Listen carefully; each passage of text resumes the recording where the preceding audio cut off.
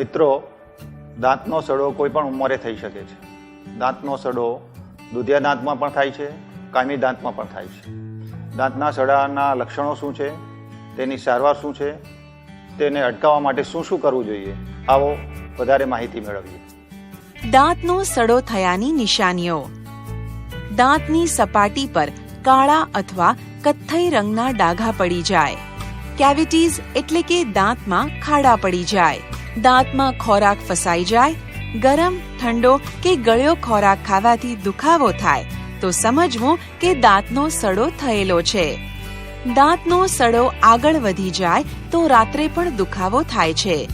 દાંતના મૂળિયાની નીચે પરુ જમા થઈ જવાથી તે જગ્યાએ સોજો આવે છે અને તાવ પણ આવી શકે છે. દાંતના સડાની સારવાર. જો દાંતનો સડો ઇનેમલ અથવા ડેન્ટિન સુધી હોય તો તેમાં ચાંદી પૂરી શકાય અથવા તો દાંતના રંગનું સિમેન્ટ ભરી શકાય છે.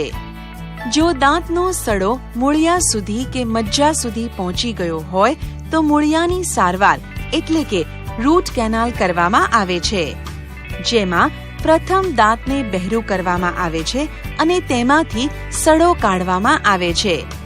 ત્યારબાદ સોય વડે મૂળિયું સાફ થાય. પરુ સુકાય પછી પુરાણ એટલે કે ફિલિંગ કરવામાં આવે છે.